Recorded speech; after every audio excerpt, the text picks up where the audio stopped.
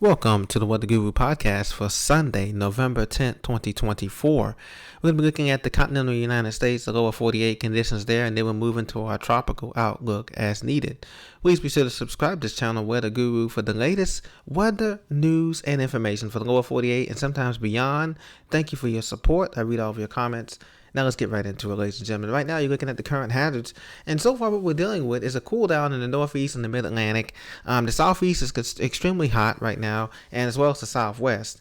Now, the main focus has been the rain that's been in the Arklatex region, and that's why we have these flood watches in effect right now for Alexandria, Baton Rouge, along that I-10, I-12 corridor in Louisiana, and be careful if you're coming along those journeys there, and on some of those local highways there. Flood watch and flood warnings are in effect in green and light green there for most of the state of Louisiana. Up north, in the upper Midwest and the Dakotas, we have a dense fog advisory. Had a few days of warm temperatures up there. Now temperatures are cooling down on the backside of that frontal trough boundary, and so that produces fog in the morning in some of those plains areas there. So be careful there if you're coming along I-35 up through Pierre and Fargo, South Dakota and North Dakota, respectively. Out west, we have that winter weather advisory in the high country of the Sierras there, Lake Tahoe, coming across I-80 there, and the further mountains up above Sacramento.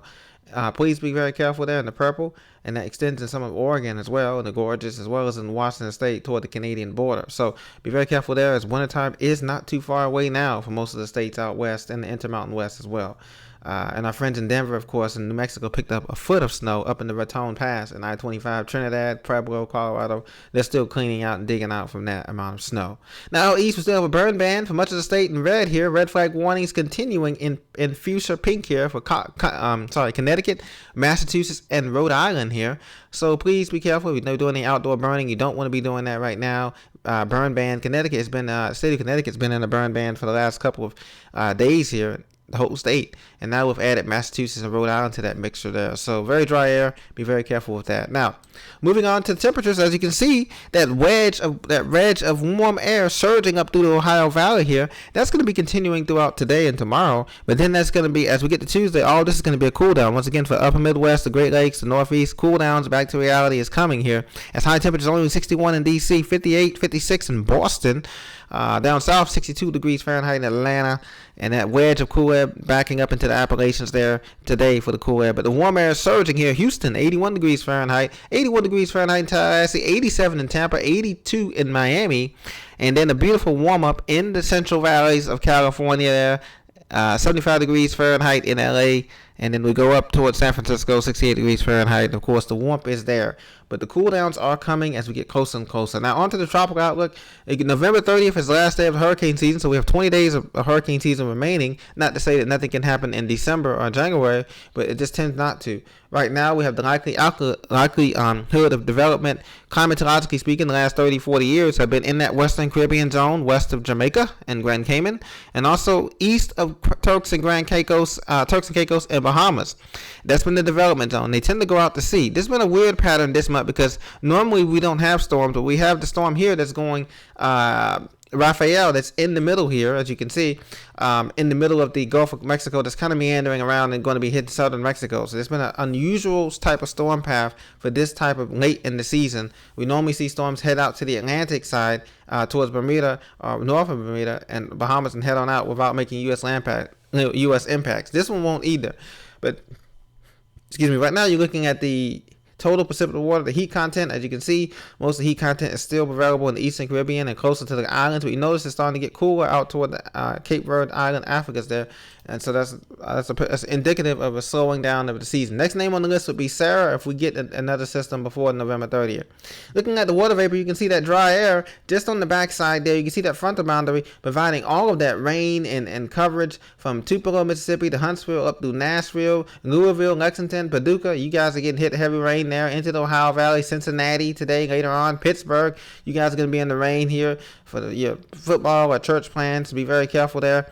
as you're going out and about. The roads may be a little bit slick and wet there. Otherwise, it's cloudy along the I-95 corridor for now. This rain will be advancing later on. You'll get late along the I-95 corridor anywhere from North Carolina up through the Mid-Atlantic. You'll get your rain coming probably about 6 or 7 o'clock p.m. tonight Eastern time. Now, out west, you can see there's dry air in the high plains, finally drying out in Colorado and New Mexico in the Four Corners area. And then we have the next Pineapple Express coming into Seattle as we speak. Now, there's Rafael. We spoke about it there. It's continuing weakening, really. It's down to a 40, 50 mile an hour tropical storm. Basically going to meander around and weaken to a depression before coming into southern Mexico here, just to the west of the Yucatan Peninsula and the Bay of Campeche. We'll see how that goes. The other area that was pulsing up and down here around north of Dominican Republic and Haiti and the Turks and Caicos, that area is just disintegrated completely here. And you can see that frontal boundary way out the east of Bermuda here. And so that's all we have going on right now. But Rafael is here, and you can see it making that meandering track there around in as a depression now, probably by tomorrow morning, meandering around here in the central Gulf of Mexico as a depression. Winds are at 40, but it's barely hanging on to tropical storm status now. It'll be downgraded to a depression, possibly a remnant low by Tuesday or Wednesday here, depending on how they classify it. But you can see the satellite imagery here. I'm going to show you it again. The tops are exposed here. You can see the tops are exposed there. The center is exposed here. And you can see it circulating, broad area of circulation there. You can see the tops being blown off from west to east. A heavy wind shear. Cooler water temperatures. Water temperatures are only 81 degrees Fahrenheit up here. So it's not got a lot to work with. As well as got this deepening trough here that's interacting with it up top here. You can see it coming over Louisiana. That's producing us squeezing out that rain here. This is associated with Rafael, those rain showers, but those outer bands. But it's interacting also with a trough, much like what Ernesto did a couple of weeks ago when we had that storm come in. So, but this time it's interacting with the trough. It's weakening. It's got wind shear. It's got exposed center, low level center, and so it's basically going to be disintegrating here into a depression or less here in the central Gulf of Mexico.